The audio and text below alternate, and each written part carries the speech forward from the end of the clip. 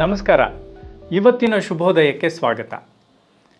ಪ್ರಕೃತಿ ಮಧುವಣಗಿತ್ತಿ ಧರಿಸಿಹಳು ಬೆಳಕನಾಗರ, ಮುಂಜಾನೆಯ ಮುಂಗುರುಳು ಶಿರದಿ ಇಬ್ಬನಿಯ ಹೂವು, ಮುಂಬೆಳಕ ಚುಂಬನಕ್ಕೆ ಕೆಂಪಡರಿದೆ ಕದಪು, ಏಳಿರಣ್ಣ ದಿನದ ಚೆಲುವ ನೋಡಿರಣ್ಣ.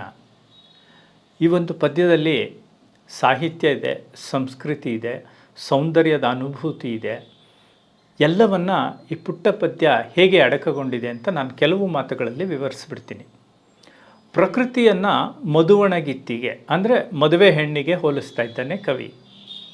ಅವಳು ಏನೇನು ಆಭರಣಗಳನ್ನ ಹಾಕ್ಕೊಂಡಿದ್ದಾಳೆ ಅಂತ ಪಟ್ಟಿ ಮಾಡ್ತಾನೆ. ಧರಿಸಿಹಳು ಬೆಳಕನಾಗರ. ಬೆಳಕನಾಗರ ನೋಡಿ, ಈ ನಾಗರು ಅಂತಕ್ಕಂಥದ್ದು ಒಂದು ಆಭರಣ. ಒಂದು ಕಾಲದಲ್ಲಿ ಎಲ್ಲರ ಮನೆಯಲ್ಲೂ ಹೆಣ್ಮಕ್ಳಿರೋ ಮನೆಯಲ್ಲಿ ನಾಗರ ಇರೋದು. ಒಂದು ಚಿನ್ನದ್ದು ತಲೆಗೆ ಧರಿಸುವಂಥ ಅಲಂಕಾರಿಕ ವಸ್ತು. ಅದನ್ನು ಕುಚ್ಚಿನ ಜಡೆ ಹಾಕಿದಾಗ, ಮೊಗ್ಗಿನ ಜಡೆ ಹಾಕಿದಾಗ ಇಲ್ಲಿ ತಲೆಯ ಹಿಂಭಾಗದಲ್ಲಿ ಅದನ್ನು ಫಿಕ್ಸ್ ಮಾಡೋರು. ಸೊಗಸಾಗಿ ಅದೊಂದು ಸಂಸ್ಕೃತಿಯ ಪ್ರತೀಕವಾವುದು. ಜೊತೆಗೆ ಹೆಣ್ಣಿನ ಸೌಂದರ್ಯವನ್ನು ಮುಮ್ಮಡಿಗೊಳಿಸುವಂಥ ಒಂದು ಆಭರಣ. ಇವಳು ಈ ಪ್ರಕೃತಿ ಮಧುವಣಗಿತ್ತಿ ಬೆಳಕನಾಗರ ಹಾಕ್ಕೊಂಡಿದ್ದಾಳೆ. ಜೊತೆಗೆ ಮುಂಜಾನೆಯ ಮುಂಗುರುಳು. ಅವಳ ಮುಂಗುರುಳು ಯಾವುದಪ್ಪ ಅಂದರೆ ಮುಂಜಾನೆ ಅನ್ನೋದೇ ಮುಂಗುರುಳು. ಶಿರದಿ ಇಬ್ಬನಿಯ ಹೂವು, ತಲೆಯಲ್ಲಿ ಇಬ್ಬನಿಯ ಹೂವನ್ನು ಮುಡ್ಕೊಂಡಿದ್ದಾಳಂತೆ. ಈ ಇಬ್ಬನಿಯ ಹೂವು ಅನ್ನೋದು ಎರಡು ಬಗೆಯಲ್ಲಿ ಅರ್ಥ ಮಾಡ್ಕೊಳ್ಬೋದು. ಒಂದು, ಇಬ್ಬನಿಯನ್ನೇ ಹೂವಾಗಿ ಧರಿಸಿದ್ದಾಳೆ.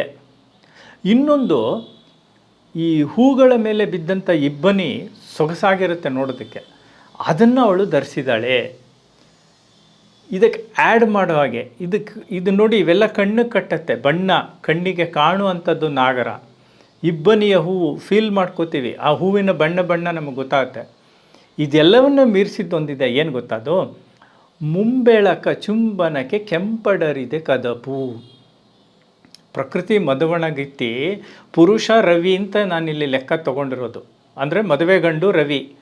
ಅವನು ಕದ್ದು ಮುಚ್ಚಿ ಈ ಮುಂಜಾನೆ ಒಂದು ಮುತ್ತು ಕೊಟ್ಬಿಟ್ಟಿದ್ದಾನೆ ಅವಳಿಗೆ.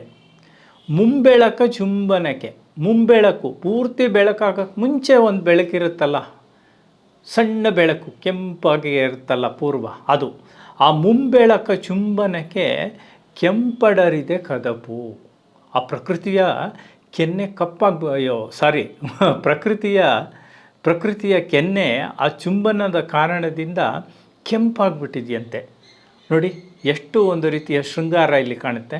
ಕೆಂಪಡರಿದೆ ಕದಪು, ಏಳಿರಣ್ಣ ದಿನದ ಚೆಲುವ ನೋಡಿರಣ್ಣ.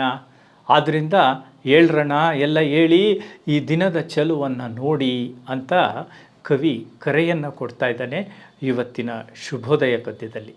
ನಮಸ್ಕಾರ.